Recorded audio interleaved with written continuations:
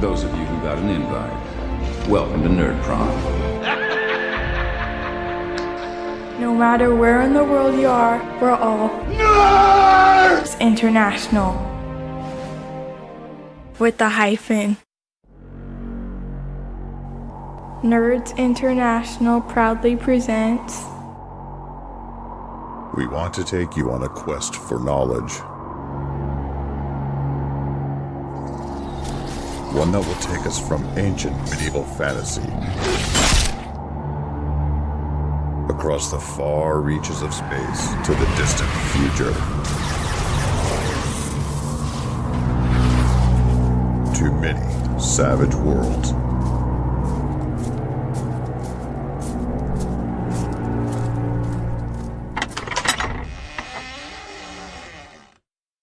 So welcome to the Wild Eye Podcast, a bonus episode, actual play of Savage Rifts with some special friends, some of our patrons, Jason Connerly and Uncle Jay.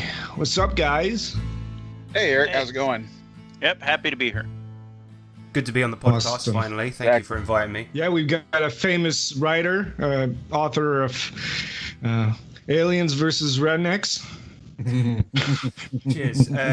It's good to be on here. I mean, I usually accept quite a fair bit more pay for my time, considering I am the writer of Aliens versus Rednecks, but nonetheless, it's good to be here. Good to have you. And yeah, Manuel, back from a little vacation, buying whiskey. Oh man, so much whiskey and liqueur. God, gonna be drunk for weeks. Good. And our favorite train conductor, Gary McCallum. Wow. I'm the savage train conductor all of a sudden. Choo-choo. We'll get you a hat for it. I think I probably got one somewhere. Cosplay. Nothing sexual. Awesome. So what's going on, guys? Your characters. Let's start with Manuel. Who are you playing? I'm going to be playing Lord Saren Elderbrand, who is a cyber knight devoted full-time to the Tomorrow Legion. Harrison? I am playing a city rat called Halima Cortez, and she has all sorts of cybernetic enhancements and whatnot, and has also a special ability called Sweet Ride, meaning that she has a turbo hover cycle, which is the only reason to pick any character. What about you, Uncle Jay? I am playing this dude named Brandon Cryos, who happens to be a leyline walker. You know, he used to kick it with the Federation of Magic for a while, but then he saw how these guys were not really doing so well for humanity in general, so he decided to leave, and now he joined the Tomorrow Legion. And leyline walkers are pretty weird cats, so they run around like chasing magic pools. Thank you. Sounds rad. Sounds Raz. Keep How reaching about it. you, Gary? I'm playing Harv, the combat cyborg. He was ex-coalition. Didn't mind blowing demons to earn some credits, but blowing refugees, men and women and children, just because they had pointed ears or might have used magic was a different matter. So I had to find something else to do, a different line of work. Oh, blowing away. It says blowing away. Jason, what about you? I'm playing Long Walker Shoreshot. It's a heck of a name. He's a juicer, which is kind of like, if you remember the George Clooney Batman movie, Bane, where he had the drugs going through him. It's kind of like that. He's at the end of his life. This is going to be his last adventure. He's about to burn out. So we'll see how that goes.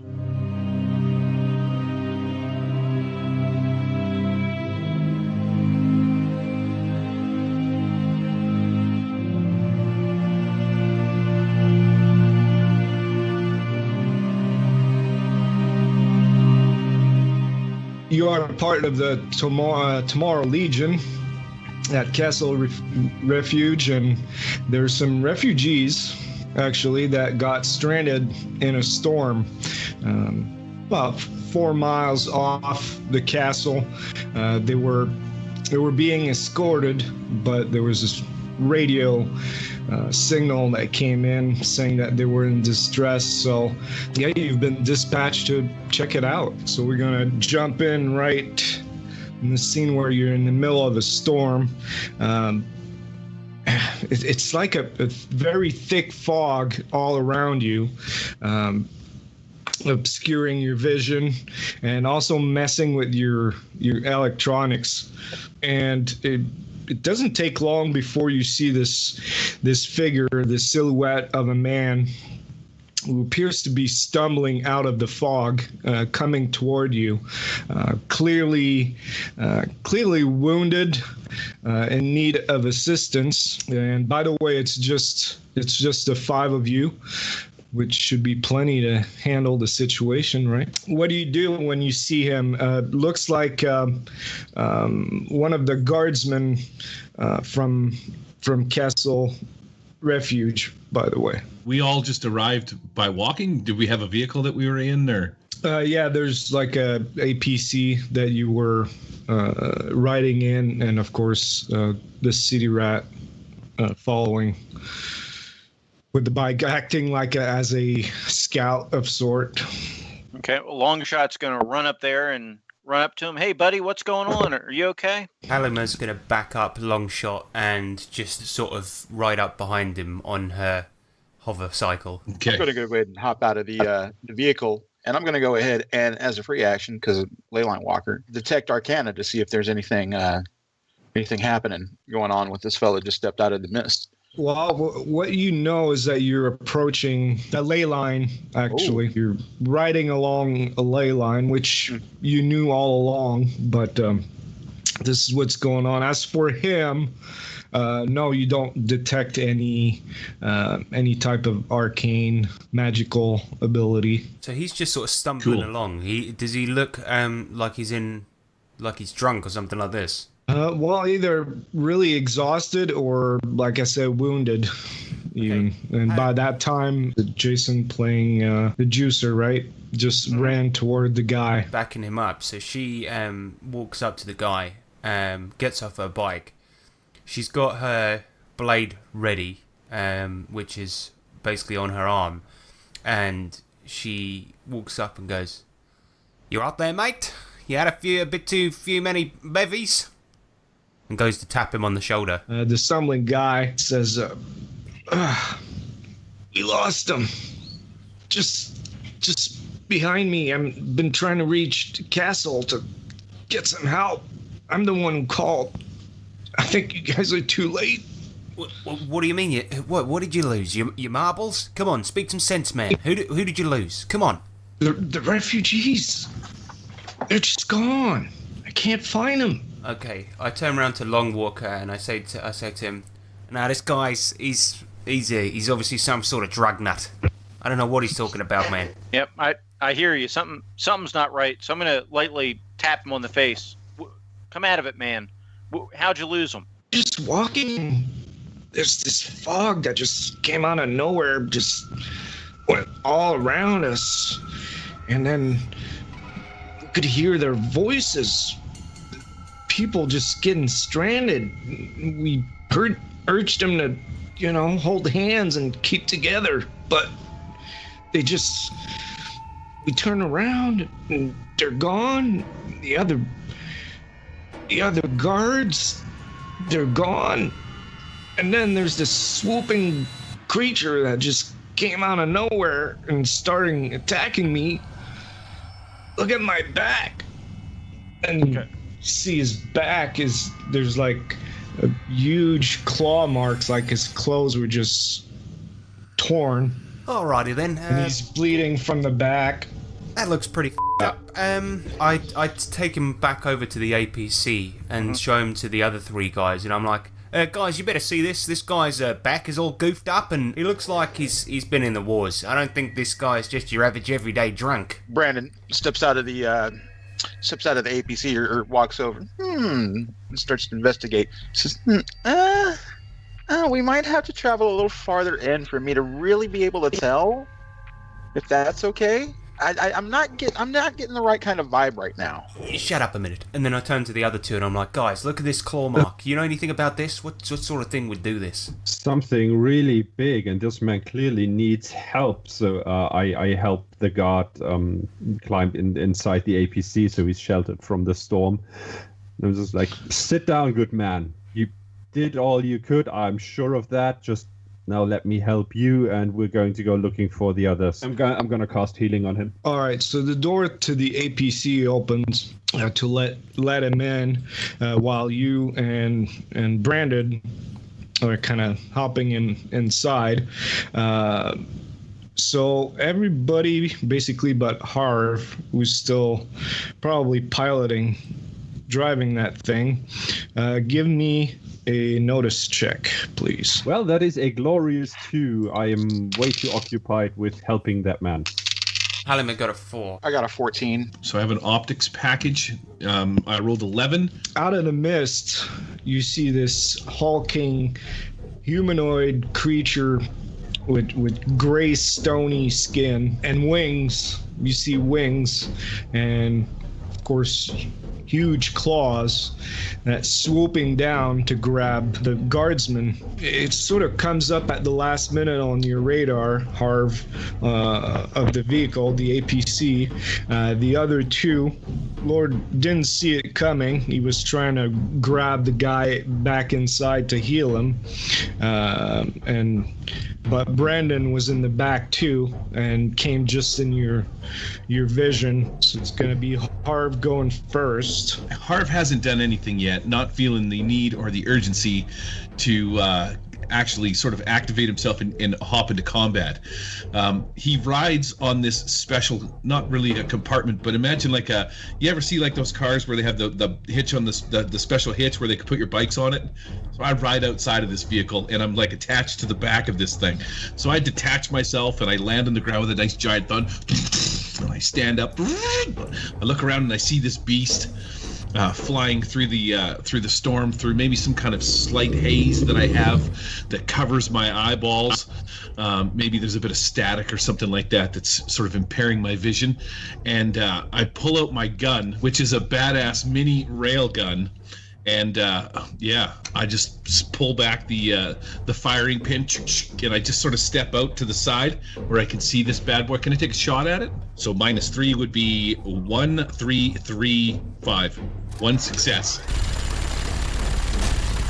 The damage is 16. 16. All right, so you fire that minigun. You see like a hail of bullets going through that mist, sort of little fireflies really in that mist. And a couple of these bullets just hit the target, and you see it just flip a little bit. Its wings from the impact, but you don't see blood, and you don't see any significant damage on that creature swooping down. Harv sheds a tear. A robo-tear. Brandon's turn. Brandon knows that, things that fly from the sky aren't usually pretty good. So what he's going to go ahead and do, he's going to say, it's armor time. So I'm going to go ahead and try to cast my Mega Power, which is greater armor, to see if I can get some MDC armor on my personage. So I'm going to go ahead and roll spell casting to see if I can do that. So I got a 5 on my wild dice. So I do get +5 MDC armor. I'm going to survey the situation. I'm going to also see if I can go ahead and cast my bolts, is what I got. Onslaught is what I guess they call it, the Mega Power, and try to cast that at the sucker that's flying around. All right, I got a 4 on that. That's 20 altogether. It looks like just a nice beam of electrical energy that he just sort of charges through his fist. You hit that creature and you see all the lightning that goes all over his body, but still flying, and it's still coming toward the guardsman and also Brendan, because he's right there too. But now we've got 4 of hearts before the clubs, so let's see if the city rat can save the day. Well, she takes a look at the beast, seeing you guys not able to damage it, and she's like, if you want something done right, you gotta do it your flippin' self, haven't you? And she grabs the front of the APC, and she's gonna try and lift it and throw it into the beast with all the people inside, using her bionic arms. What's your strength? It's only a D8, but I'm feeling lucky. So I got an 8. So she gets around the front, puts her hand on the front of it, and goes, "Okay, guys, right." And then she just runs around the back of it, and it's like, "I think I saw something wrong with the tail light. I'm just gonna go and fix that. See you in a minute." By trying to lift it and then going back in, the guards was trying to get back in, sort of loses its balance, its footing on them to get in, and just falls to the ground, falls prone, just as the beast swoops in to try to grab it, to try to grab the guard. So that actually helped. So I'm happy with that. He misses the guard, but now it's his turn. And he's got a nice target there with the Lord. There seems to be something kind of unholy about that creature, that you feel like it's honing in to you because of your kind of holy powers, and it wants to destroy it. So because of that, we're gonna go with a fighting attack with claws. 6 versus parry. It basically just bumps you as it comes in. It goes for a swipe and then just hits you with its elbow and swoops in front and comes back up. Long Walker with the queen. Initially with juicers, they have drugs that keep them sedated when they're not doing anything. Now that's kicked in, so his system's kicked in, so his adrenaline's going. So he's gonna bring around his plasma ejector here and take a shot. 6 and a 4 on the wild die. It's 11. So there's this burst of heat coming out, and it sort of hits its legs, but not very well, and it's not doing a whole lot. That thing is tougher than you thought. Cortez, or whatever her name is. Cortez, as she was sort of hiding behind the truck, pretending to fix the tail light, she gets both of her guns out. She has a +2 to shooting because of her cyber eye enhancement. She also uses the same cyber eye to turn on her thermal vision so she can see better in the fog. And then she points both of them at the flying monster and is going to take 2 shots because she has ambidextrous and 2-fisted. I got a 5 and a 6. 9 and 5 for damage. So it just kind of bounces off its stony skin. She then bangs on the back of the truck and she's like, "Right, start the truck up, guys. Time to go. This thing's unbeatable." Harv looks over at Cortez standing at the front of the vehicle, and perhaps you should try and throw the car at it again. Ha ha ha ha. So after I finish laughing at Cortez, I grab my gun and I'm looking around for this thing flying through the sky in the dark and whatnot, and I will squeeze the trigger on my badass railgun. Oh, that was a 2 and a 1. And the second one is, oh snap, sister! It's an 8 and it's an 8. That hail of bullets hit it, and it shrieks and just crashes onto the ground about maybe 20 yards away from you guys. Just digging into dirt and sending some pebbles and dirt around and grass, and then just lands in a thud, and then it stops. Yeah, I'm gonna run over and ignite my blade made of holy energy in my hand and see if it's still moving, and pretty much disregard that information and just chop its head off. At that moment, like, the mists get really thicker, and it really, you look around and you can't see anybody else around you, and your senses sort of, you start blinking and you feel dizzy, and then there's like a big flash, and then mist goes away, and you look around. There's still Cortez's bike with you. The guard guy isn't there.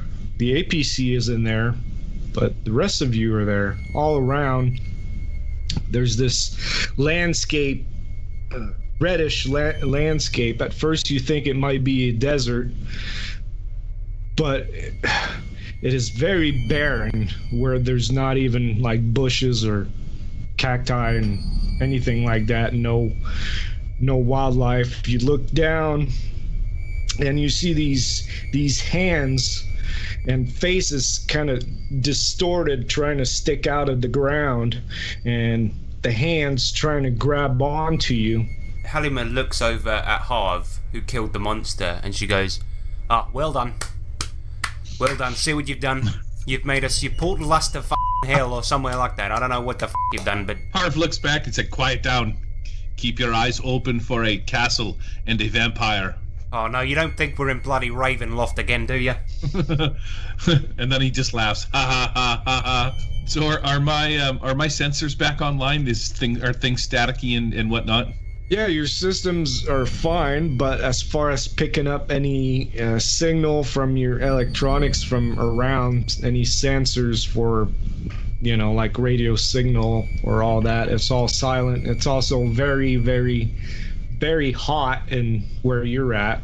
You see ahead of you, there's this river, this wide river. You can see on the other side of it, and not far from where you're at too, there's this pier, and at the end of the pier there seems to be a sign up there that you can't read from where you're at. I have optical sensors, man. I just get my binocular eyeballs out. Blip, blip, blip, blip, blip. I can read it. How dare you? How dare you insinuate I can't? Yeah, actually, I've got those. I've got those too. So on the sign it says, "Welcome to Portugal."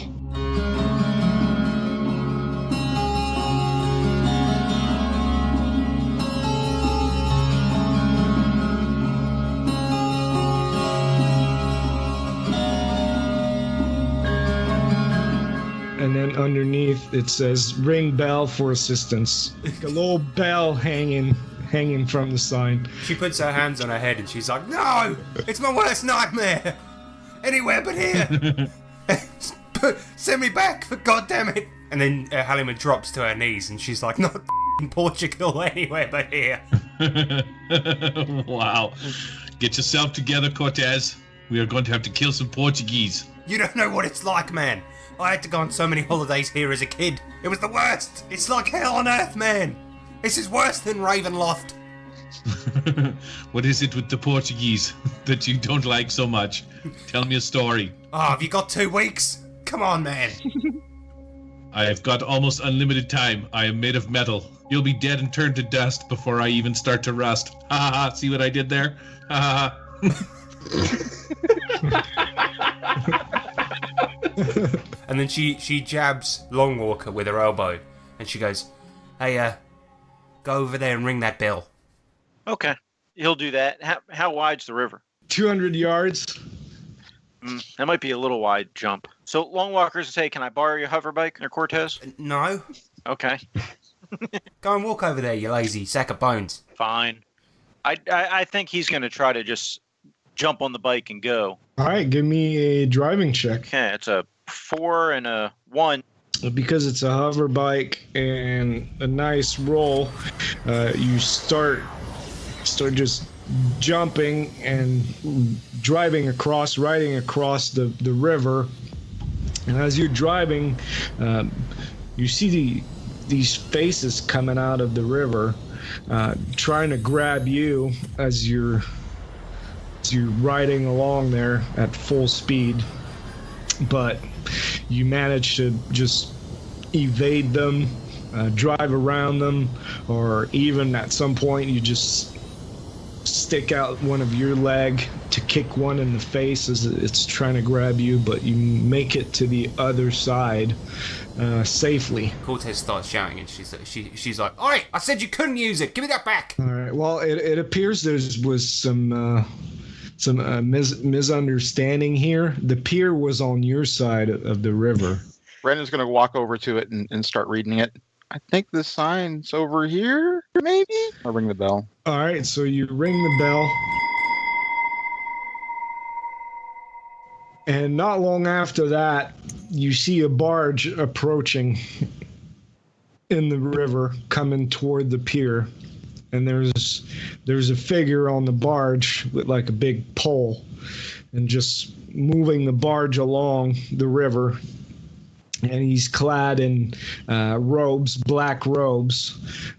Looks like very skinny and bony. You can't see any facial features, but it's just dark, just this dark looming creature coming toward you, and just stops the barge in front of the pier and motions with its hand, come along and come on the barge. You guys want to get on the barge, or should we wait for the next one? Yeah, I'm going to step forward onto the barge, and I'm not going to release the sword. I'm just going to keep it active. Yeah, I hop on the barge as well. Brandon and Harv? Brandon too. What about Harv?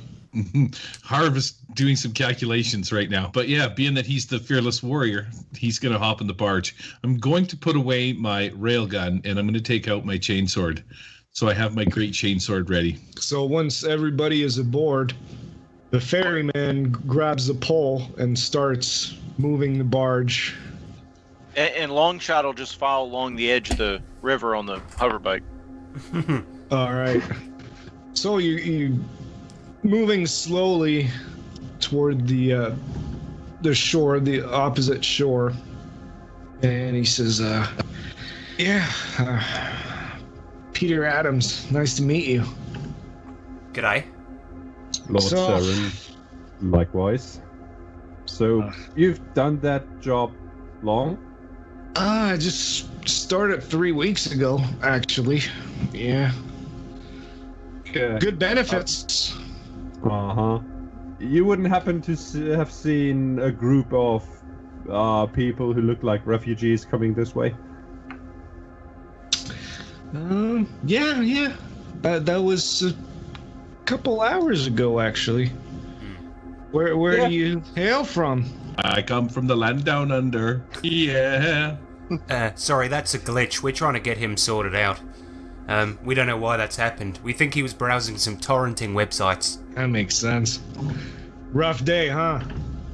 Yeah. Well, not particularly so far. Well, except for Cortez, she got her bike stolen, but... The Long Walker just waves. Thank you. So, how's that, by the way, how's that working out for you, Cortez? I mean, like, walking like the rest of us mere mortals? I hate it. I hate it so much. It's like I've lost a part of me. Brandon was wanting to walk up and talk to this guy. Is there a ley line? You have you heard of it? You know, big magic. You know, big long magic. This guy's very awkward. I don't know how else to describe it. A lot of magic, big magic pool, maybe magic. It's a line of magic. Is there one nearby?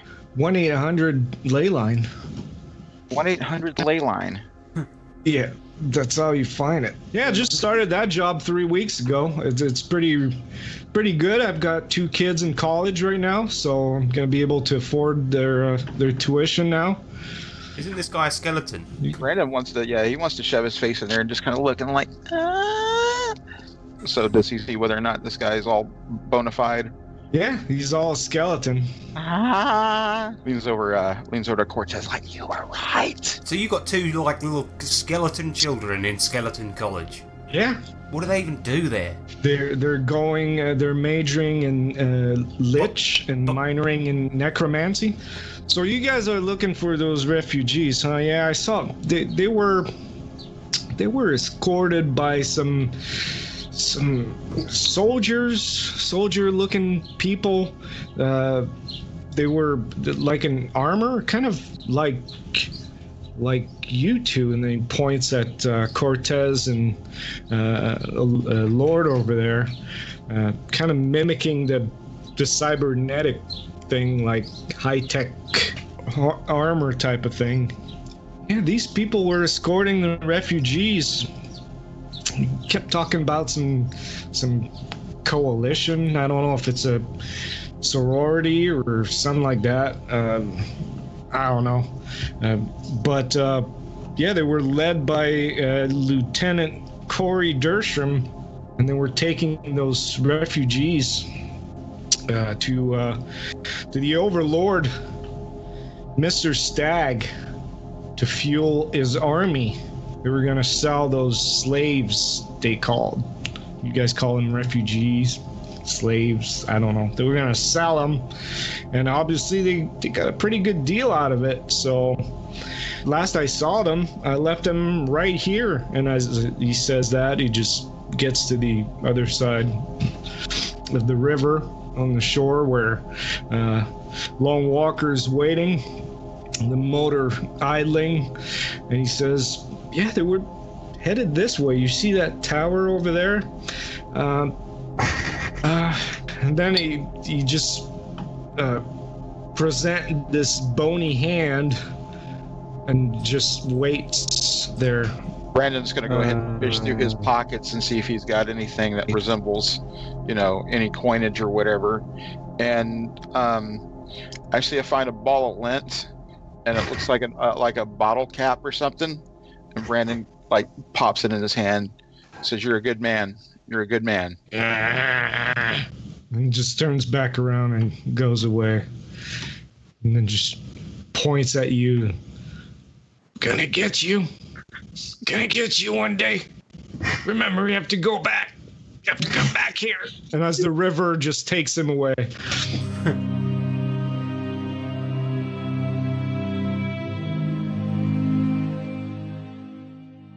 You made it to the other side to meet up with Lone Walker. And that tower, which looks more like ruins, really, not too far. Maybe by walking you could probably make the distance in less than an hour, but it's still kind of this blight in the middle of this barren landscape. It's really hot. Give me a vigor check to resist the heat. It's very hot. And also, Long Walker is going to give the hover bike back, and when he does it, she notices while he was waiting, he's carved all kinds of things into the outside skin of the hover bike because he was bored. So he just carved all kinds of for a good time, call this number and things like that into the hover bike. Halima looks over the hover bike, sees all the scratches, and she goes to snatch it back and is about to have words with him. But when she just looks at the bike, she just takes it back and she sort of looks down at the bike, looks back at Longwalker and goes, "All right, yeah, I'll see how it is. Just know this, Longwalker, I'm gonna get you. It could be now, it could be 10 years from now, but you're gonna die for this." Yep, all right then, let's get on with the mission, everybody. Let's have a good time, okay? Harv's circuits starts to overheat and act up. You get this bad case of Tourette syndrome from your programming, and you get a level of fatigue. Harv's standing on the other side there, and the heat's it's unbearable. And he doesn't sweat because he's got a full metal body. He's completely robotic. But you can see a little, maybe his eyes start to twitch a little bit. And then you hear this psh as steam starts to come off. And I look over at Halima, at Cortez. I'm like, systems overloading. I'm heating up. And then right around my crotchal area, my steam cap pops off, and I spray her in the face with a great big load of antifreeze. God! What did you do that for? Fucking Gary. Why do you have to be like that? Because it's awesome. I just had to let off a little steam. I was heating up. Can Long Walker take a whiz on Gary to cool him down? Wow. No, I'm just kidding. That's actually Are we gonna publish this? That's actually a legit strategy. That's a legit strategy, Eric. You have to let him do it. Okay, fair enough. Golden shower Harv. Yep. He's a machine anyway. It's not like he's doing it for any kinky reasons. Right. There's nothing sexual here. It's just Yeah, he's not Harv Kelly. Yeah. As I'm going to roll over And as Harv comes up, we've been through this before. Sorry, as Long Walker comes up, we've been through this before, and I sort of turn over to where my radiator is, and I expose it to Longshot, and I get him to pour some water on the radiator and maybe filter out some of the sandy bits that are stuck in there, so that it has more of a cooling effect. And then, being that he is Long Walker sure shot, he just fires his man gun into my radiator to blast out the sandy bits. Eric doesn't know what to do with this. It's all good. All right, so you keep walking toward that tower, those ruins, right? Yeah. Yep. Keep walking. All right, so you approach these ruins. Probably at some point was a mighty tower of power, probably a guardsman watching over this hellish landscape, making sure advancing armies wouldn't approach, but has been destroyed probably a long time ago. But you're close enough right now that you can sort of hear this music, kind of techno music, something you would hear at a place like Murderthon, that arena back on Earth. It's really, really dark and kind of with beats and electronic, and it's coming out of that tower. And on top of the tower, you see this. Well, there's blazing stuff all over, really, in this landscape, but there seems to be like a fire pit on the top of that tower as well. So Brandon would love to go. He'd love to go full force into. He's got the curious hindrance, so he's just all. His eyes are all big and it's like yes, and he's I don't know. He's a little bit excitable right now. And Cortez is really overconfident as well, so she's gonna sidle up to Brandon and walk along next to him. Long Walker's jamming out to the music. He loves this. That's his jam. So he's all for it. He goes up with him and he's ready to walk straight in. I'm thinking, I'm gonna keep the chain greatsword out as well, and take up position behind us and keep my eyes out to make sure we don't get jumped from behind.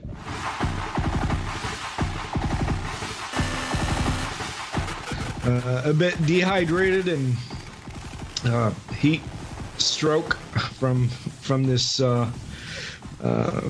trip, around an hour. You enter the ruins, so there's rubble all over the place, and you can distinctly see an opening, an archway. There are no doors to it, probably battered down a long time ago off its hinges.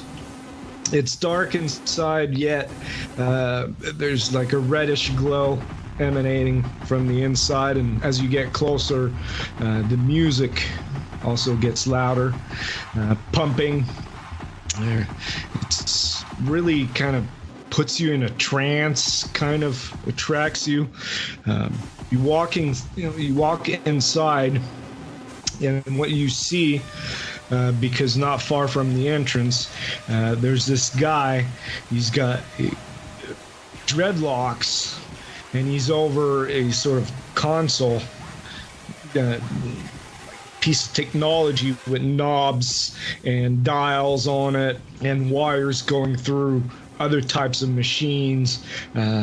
There's like a big spring on the wall that sometimes he just touches and springs into action, and it makes music with what's going on. And it's as if he's in a trance himself, doesn't see you entering his tower. But yeah, the music is really loud in there. There's like speakers everywhere. Do we see anyone else? Like people dancing or anything? No, he's by himself and he's just jamming to his own music. And how close is he? He's got a pot of coffee. He's maybe 20 feet away. He's not that far away. We know that we saw all these like tortured faces in the lake and stuff like this, and we've got no time for mucking around. We just need to get home. And this guy probably knows what's going on around here. Well, we also need to find those refugees as well, right? Knowing that this is all about business, Cortez goes up and just boots his console over. Enough of these stupid bleeps and bloops. It's time to do some talking, dreadlocks. So, hey! Spent the last day putting this together. Yeah? What do you do that for? Yeah, well... Chicky? Oh, shut up. It was annoying me. And we need to talk, so less of the music so that we can have a frank discussion about what the hell's going on around here. We need to know where the refuges are. The refuges. Give me persuasion -2. Yeah, well, I got a 0 for that. First, I need to put this back together.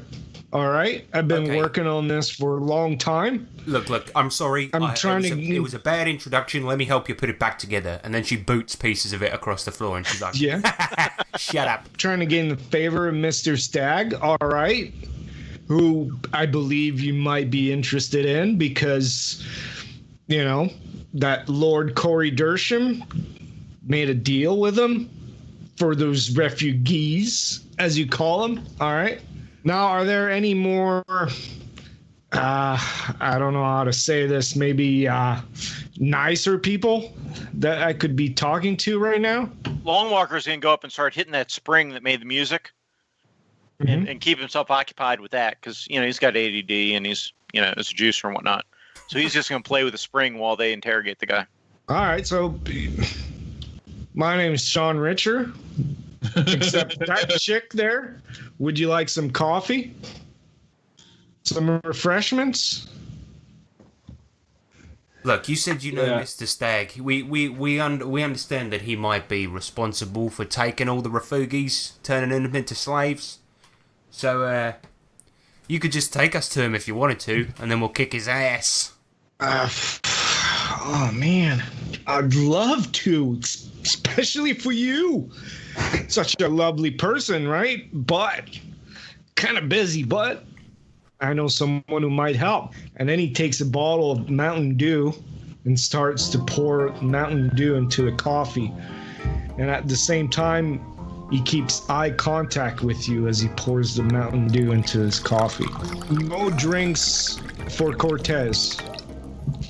Who's gonna drink this coffee and Mountain Dew concoction? Brandon's all over it. He's like, I'll have so 4. Can 4, please? Whatever you don't give to her, I'll have those. Okay. All right. I'm sweating so much right now. There's like this little sea of sweat inside my armor, and part of the armor is part of my body, so that is really an uncomfortable feeling. So there's something liquid I can drink. Oh yeah, I'm downing that. Like bottoms up, no questions asked. All right. The Longwalker's just playing with drink. Okay. Not drinking it.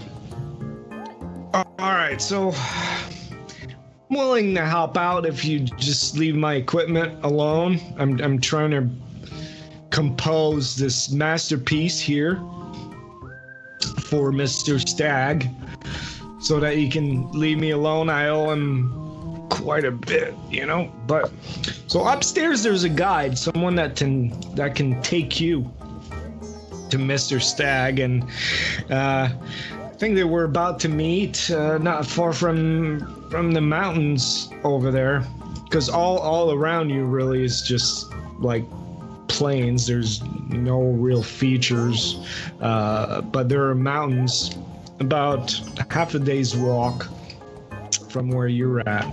And so he says, yeah, there's a guy upstairs that you could talk to. He's a good friend of mine. I think he's grilling some kebabs up there right now, so you can talk to him. I don't know what you have to offer, but you never know. So then he gives a refill to Brendan over there with some more coffee and Mountain Dew. So whoever drank that concoction can give me a vigor check to recover the fatigue. All right, now there's like some strobe lights that come on and the music kicks back in, and Sean Richard points to Long Walker, telling him when to hit that spring over there on the wall. Long Walker's into it. He's just whacking the spring when he's asking him to, when he's pointing at him. Brandon's like got his hands all glowing and he's like dancing. He's like, go check it out upstairs. Yeah. All right. Hell yeah. Let's ask Sean who this guy is upstairs and why he's interrogating Kebab. Grilling some kebabs. And then he turns that into the song too. He's like, his name is CJ. CJ Stott.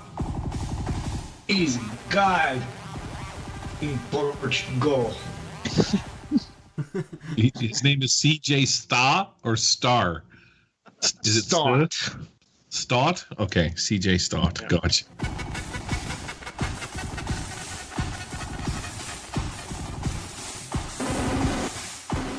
You go up this narrow staircase, stone carved staircase up to the rooftop of that tower. You see this fire pit, and there's meat there on a spit going around, and kind of towering over the fire pit.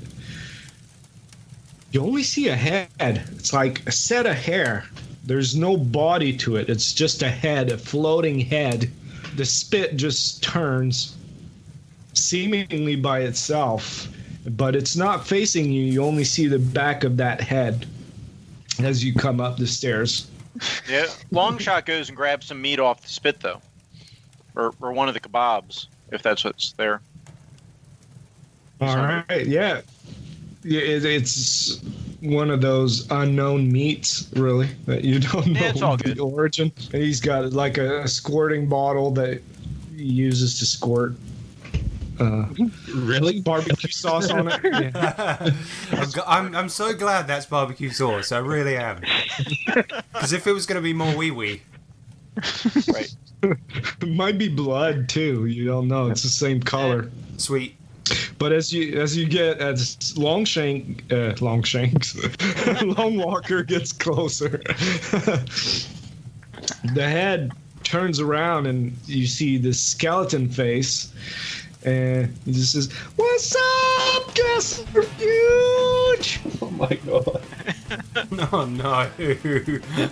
Oh god, no. What's the kebab taste like? It's got this kind of sulfur taste to it. I mean, it's protein, but it's not the best barbecue you've had. Long Walker will tell him that. I said, this is okay. I've had better. So what can I do for you, Longshanks? We're looking for some refugees that might have just gotten here. I think you might call them prisoners with jobs. All right. Yeah. I'm grilling one right now, actually. You're overcooking them a little bit. Just letting you know. No offense. Need more sauce on that? No, it's good. And Long Walker turns away and kind of discreetly spits it on the floor. Brandon's going to come over there, pick that up and sniff it. Kind of like put his tongue to it and he throws it back on the ground. Yucky. So you guys like the jam downstairs? Yep. Yeah. This is so weird. This is so weird. I don't know what to do. Yeah. He's grilling a human. Oh my god. With the Kings of Convenience, I had some sort of concept of the situation I was in any given moment. Right now, it's like something new every 5 minutes. Of It's my brain so just weird. went on It's so standby. weird. Yeah. My brain's just broadcasting SOS. Just wake me up when we're back to normality. Yep. Okay, cheers. Well, Okay, bloody so well done. here's what... It's a holy cyber night. You may want to not like this cannibalism thing. Okay, I'm gonna... As these two are having a chat, I'm gonna lean in to Brendan, Harv, and Lord, and I'm just gonna go, okay, I'm gonna create a distraction, and then you guys... You just like really goof up all of his junk, all right? And then Halima walks over to the other side of the room and just starts dancing She's just dancing for no reason. She's just like, hey guys, look at this. Hey, ho, ho, hey. And then hopefully that'll allow these guys to do some sort of back attack on him.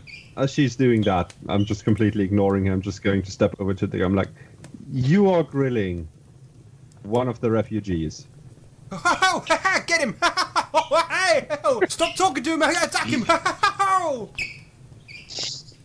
Yeah, he wasn't feeling too well. He was about to die. Hey, skeleton That is bloke. really funny because that's the same thing that is about to happen to you. And I'm gonna smite him with the blade. I'm just gonna wild attack the guy. That is a 10 to hit. Glorious 9 points of damage. He's like, hey, what was that for? I thought you guys were ready to rock. We're ready to rock, all right. Okay, so yeah, Brandon was going to go ahead and just draw off of his off the ley line as a free action and get some extra juice, and so that triples my my PPE. Oh, nice. That triples my PPE, and that's as a free action. So what I'm going to go ahead and do is I'm going to go ahead and cast Burst on this fool. I got an 8 on my spell casting. You gotta grill the grill master.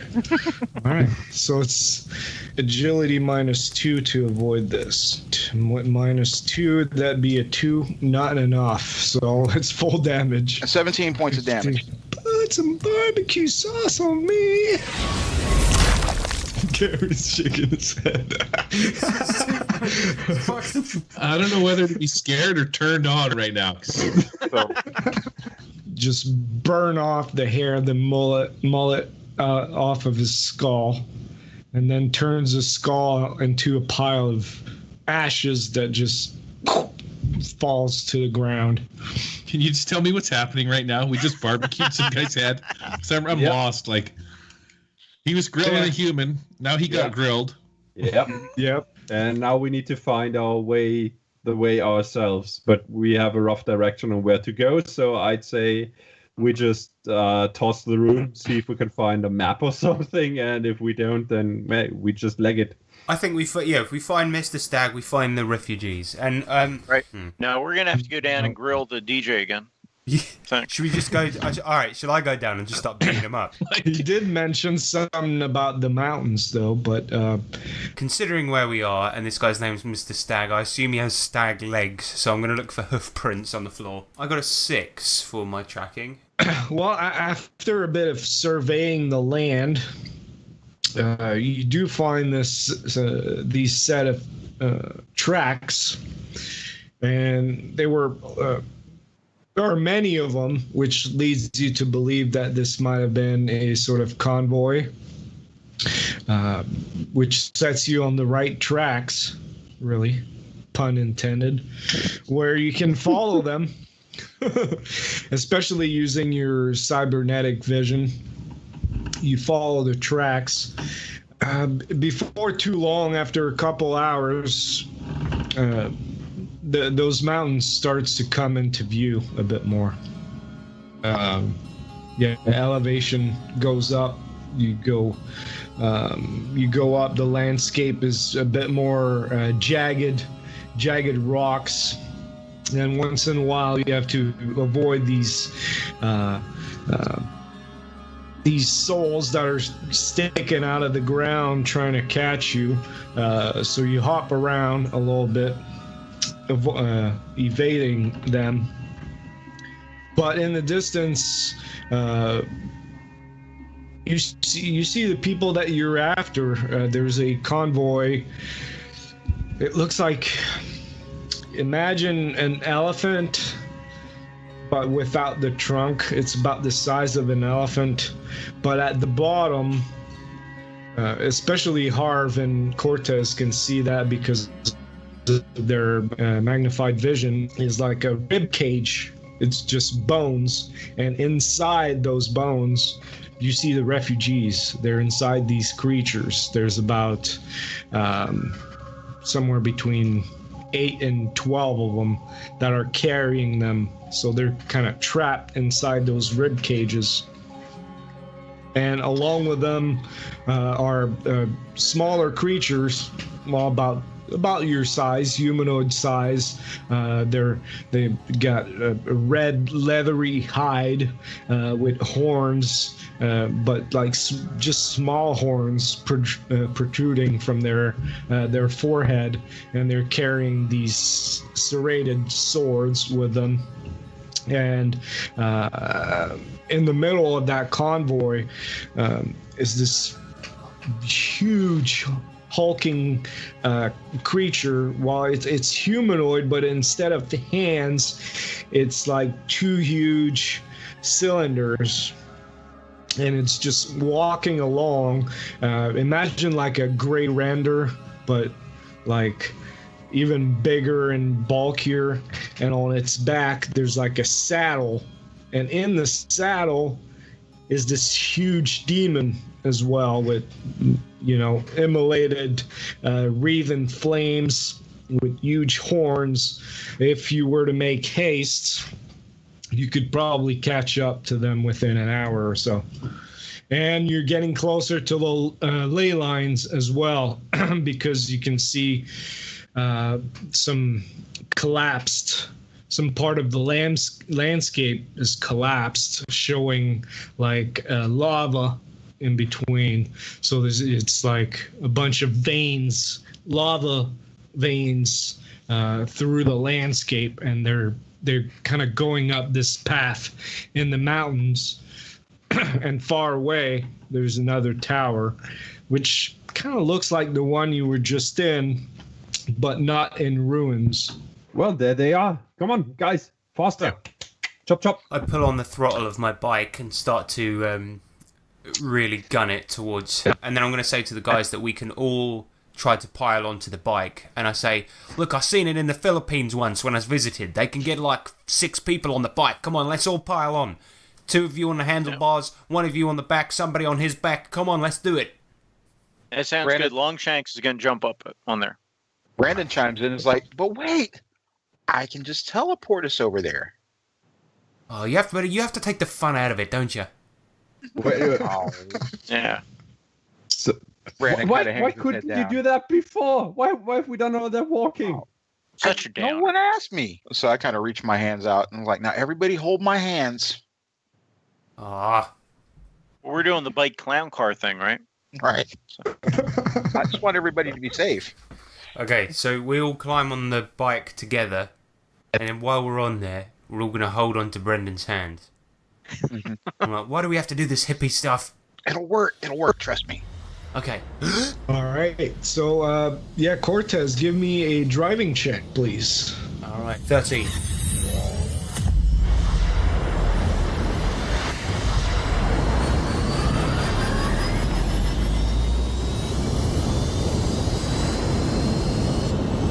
So, speeding through the landscape and kind of hopping along, sort of every time there's a stretch of road that's really straight, Bren sort of teleports you at the end of that stretch, and then you can just take a corner real fast. And, within 10 minutes, you catch up to them, where it would have taken like about an hour to get there. And what you see is this landscape. So as I mentioned before, there was all these veins, these lava veins going through the landscape, and that's where the ley lines are, basically, right, just like below that lava. And there's always some type of eruptions coming out of those cracks, full of lava and fire, of course. And on the left side of it is where the road goes to. And right now they're on this type of ledge that's looking over those veins, and that's where they are. And you're only about 100 yards away from from them right now. Give me, well, Cortez can give me a stealth check to see if she's been stealthy enough in her approach.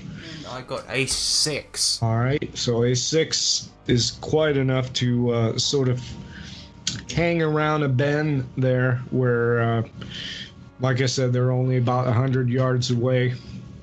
The convoy is moving slowly, of course, with those hulking beasts carrying the refugees inside of them, guarded by 20 to 30 of those smaller guards, those red leathery creatures with serrated swords.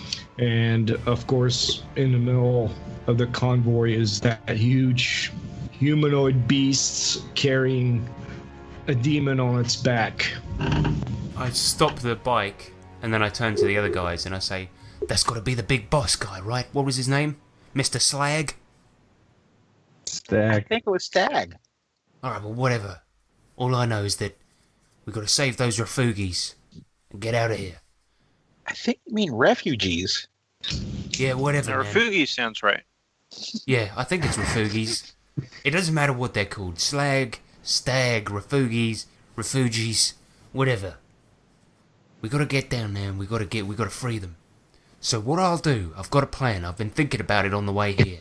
I'll do some sort of distracting dance, and then you guys free the... Harv's just going to get off the bike and start walking away. This distracting dance thing's too much. As he's walking away, he looks back over and he's like, "Perhaps you would throw the bike at them." And then he just walks off. Not a bad idea. And then while they're all on the bike, I'm going to try and launch it at the guys. Oh, well, lucky for you, I got a 2. So, yeah, Halima gets off, and she's just now underneath the bike, and she's like, "Nobody get off the bike. I'm going to throw it at him." Okay, right, this thing's pretty heavy, actually. All right, forget that. Somebody else come up with a plan. I suck at plans today, apparently. If we're pretty close to a ley line, if we're riding over there, I can just fly. Yeah, but we can't. Right. Well, why don't we all just get on him like we did the bike? Yeah. Yeah. Yeah, we'll I would just pile imagine them. Brandon's probably about 5'5" and probably about 130 pounds. He's a little Woody Allen looking. Yeah, but if you Well, Woody lay Allen flat, looking bitch. if you lay flat when you fly, You're we all right. sit on you in a line. That's true. That's true. Everybody sit on me like I'm a bench. Gary's looking at us like, what's wrong with you guys? When Gary says this too much, it's probably too much. Yeah. I'm like 8 feet tall, 1,000-pound robot, and you want me to hop in the back of a midget and have fly us all over there? Like, Well, that's Like what? What's the point in flight if you can't sit on your friend and have him fly you over? What's the point? What's the point? Rift sucks, man.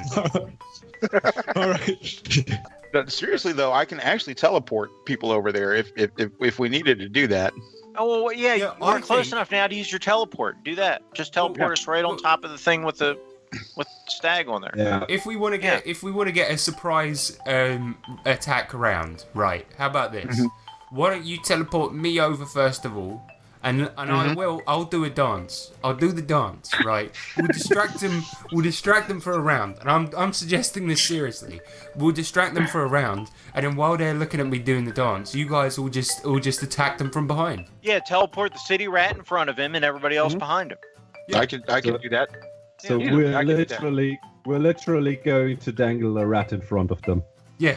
Exactly. Yeah. Yeah. Gary, you all right with that?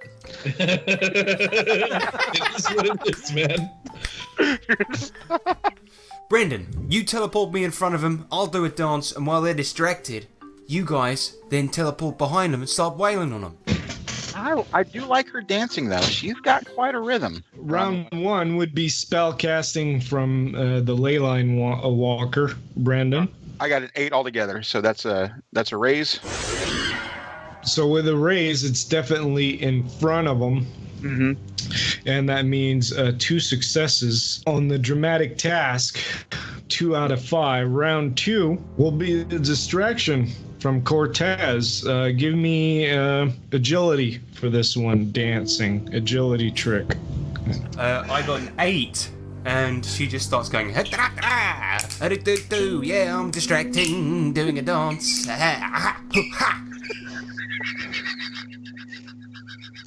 She's teleported in front, starts dancing right away.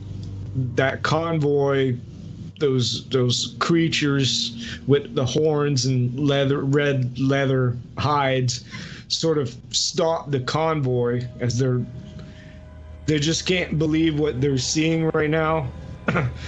It's really weird, but at the same time kind of arousing. They're aroused by this dance. All right, so round 3. What was the plan after that? After the dance, teleport the rest of them. Give me another spell casting. Spend your PPE, and let's see how that goes. I have an 8. So that brings you to 6 successes. You only needed 5, and you accomplished that in 3 rounds, which means your plan worked perfectly, where you not only do you gain surprise over them, you also gain the drop on them. So for this first round, you will get a +4 to anything you do, and also +4 damage. So first would be Lord. What do you do? Cool. You're teleported behind the group while Cortez is still up front. Multi-action, I'm going to run for him. I'm going to activate my Psi Sword, and I'm going to spend 2 ISPs, so now it does mega damage. And then as a free action, I'm going to use cast Smite on myself. So that is another 2 ISP, and let's see if that activates. Nope, doesn't. Yeah, then I'm gonna run up to him and whack him in the nuts. That would be a 9. Where you miss. That's Mr. Stag for you. And then goes, ha-ha, as you just jump down. All right. No, it's gonna be fun slicing you up. Get in here, guys. This is gonna be fun. Cortez, what does she do? Still tap dancing? She's going to try and ramp up the dancing, make it even more distracting. She's going to add in a few flourishes, pirouettes, a couple of backflips, that type of thing. Smarts trick. I got a 13. And I rolled a 5.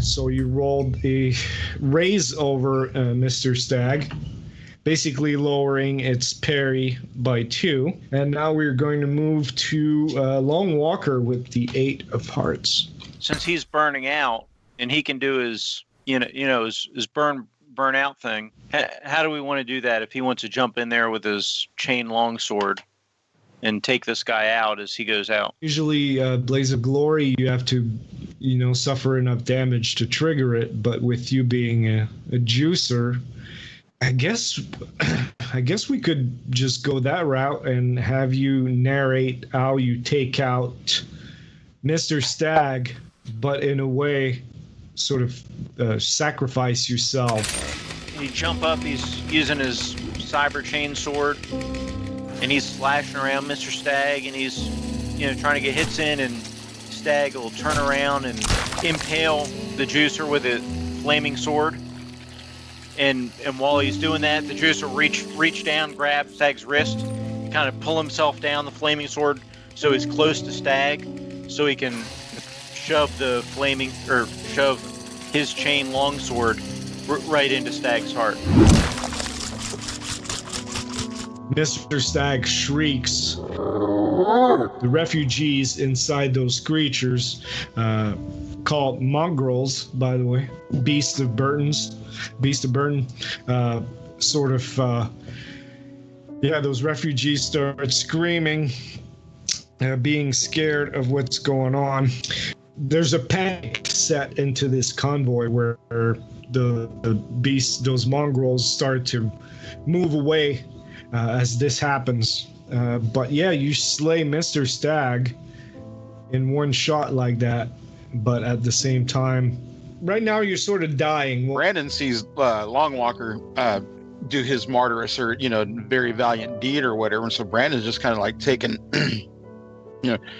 kind of like taken aback. And so what he's going to go ahead and decide to do while Long Walker's plunging his sword and getting gacked, he's going to go ahead and try to like take out the beast that Stag is I guess that is his steed or whatever. So he's going to go ahead and shoot a big bolt of actually he's going to shoot a greater onslaught burst at this a greater onslaught bolt at the beast that's carrying Stag. Yeah, So- as you're doing that, Mr. Stag sort of right now he's being chopped into bits and he says, "No, not Bubbles." Okay, so that's a 12. So that's a raise on that. 28 damage. So the creature had 18 toughness, which means you deal 3 wounds and shaken to Bubbles. That huge blast basically takes out 2 of Bubbles, well, just one of Bubbles' hips, where it sort of slumps over to the side like a tower, just crumbling down to the side as, of course, Long Walker is impaled onto that flaming sword and chopping Mr. Stag with his chainsword. That whole scene sort of come crashing over. Harv, what does Harv make of this? I think Harv's processors are like on overload right now. Harv, surveying the scene, looks around and standing beside Brandon, he looks over at Brandon and he's like, time to pop some bubbles. Ha ha ha ha. And then I'm just going to shoot it. 5, 6, 8, 9, and 7. One more wound. All those bullets from your railgun hit the head as it's falling down, just over Mr. Stag and Long Walker as they're falling down. You sort of follow with your railgun and just exploding the skull of Bubbles. A volcano erupts nearby, sending a splash of lava. There's this giant eruption from a nearby mountain, and you see this holy light coming out of the mountain too, a bit below the Yeah, you do. the top of it. And through that light, you see this man coming out, red hair, and he sort of raises his arms up. He says, "I am Conrad, freed of refugees, and follow me back to Castle Refuge." And then that's where the lava starts pouring down. So we're going to make another dramatic task here with the last 10 minutes we got left, where you have to free the refugees, dodge lava that's falling on top of you, and make it up that mountain through the portal and back safe. So round 1, someone's going to lead the charge with strength to actually open the rib cage and free the refugees from those beasts. Or what I was thinking about doing is maybe since Harv, since I know he's got the super strength and I got boost trait, and I was thinking about probably laying my hand on there and like seeing if I can give him greater boost trait. There you go. That's good. So that's how I would like to help him out in this dramatic task. I was thinking like I would run up, then sort of tie it to my bike and then just drive off with it attached to the bike. Just the cage. You want to grab the whole mongrel beast up the mountain. That's what I was thinking. Just grab the whole beast, then just tie it to the bike, and then just. You would roll driving, and for every success or raise, you'll get a +1 to Harv. Lord, what were you using your blades, your holy blades, to slash those rib cages? Yeah, just gonna get in there with some raw muscle power and try to lift it or bend it open. We should have Harrison go in. We'll tie a rope, just like pulling the tooth thing, and if he fails, Harrison gets like split in half on the handlebars of his bike. Gary, why do you want my character to die so bad? I don't. I just think that'd be epic. You just gun it. And then if you fail your driving check or whatever, this rib cage is tougher than you and the speed of your bike, and it snaps taut, and you just get ripped in half as you like turn into goop over your handlebars. No. All right. So Brandon, what did you roll on your spellcasting? 14. And Manuel gives a +5 with his strength, prying the rib cages open so the refugees can come down. Cortez? Yeah, I got a 7. 7 will give another +1, so that means +5 total to Harv. What was Harv doing? So Harv would just run from rib cage to rib cage, just grabbing onto like 2 ribs, one in each hand, and just pulling them apart like he's trying to bend bars. But because they're made of bone, they would be just like brittle and snap open. So I'm going to try and just rip them wide open enough to free the people inside. That's the game plan. So 16 total. 16 is 4 successes just by doing that. In a matter of like 30 seconds, all of you managed to free everybody from the rib cages, pulling using brute strength, and of course, Brandon boosting your strength. By 4 die type, actually, because I got a raise and I used greater boost. Those demons, those minions around try to round him up, but you guys are sort of forcing them up that mountain to get there. Now it's going to be basically a matter of speed to get one more success, and you got 4 rounds to do it. So I guess it's not going to be as dramatic as I had hoped. Every time I crack the rib cage open, I'm just going to yell at them, "Run to the Conrad!" And I'm going to roll randomly for the refugees, but everybody is going to suffer 2d10 damage from the volcanic eruption, getting hit by that. 4. What the fuck is this? Just a little. All right, so the second round, what's your tactic to hurry those refugees up the mountain? Intimidation or agility or strength, trying to move some with you? I'm going to start shooting at their feet. I would like to encourage them to run and not be a threat to their life in addition to the environment. I got 18. What about Harv? 18? All right, well, we can stop rolling right here. Cause I was going to say. Yeah, so she starts firing at their feet, and she's like, "Come on, get up that bloody mountain. We ain't got all day. Do you want to get eaten by bloody lava? Come on, you lazy sacks of shit. I know you ain't had a decent meal in a week, but that's no f***ing excuse."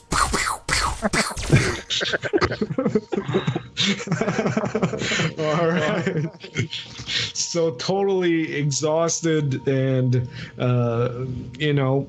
battered and beaten by this whole ordeal, this hellish trip to Portugal, the refugees scramble up the mountain toward the portal, that shining bright light with Conrad in front of it, welcoming people through the light as everybody walks through that light and ends up back on Earth, safe, with just a few refugees killed by CJ Stott on a spit as barbecue, and also with the volcanic eruption.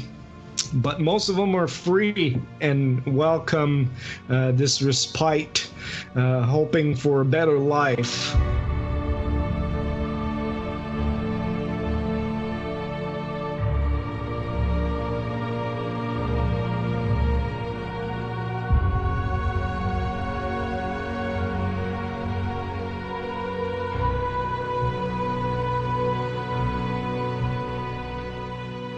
Yeah, that was a bit weird, but you guys did it. I just want to say, on the way out to this portal, following Cortez's lead of shooting at the people, Harv's going to shoot it at the children, and there might have been a couple of fatalities as he shoots the small children, trying to wrestle him into the portal on the way out. Are you sure you're not related to Trump in some way? Can't make an omelette without breaking a few kids, you know. But yeah, and I think when we get back to Earth as well, Cortez holds a funeral for Longwalker as well, but it's basically just an excuse for her to get free drinks. Did we portal to Portug-Hell or Portugal? You may want to apologize to all your Portuguese listeners. Yeah.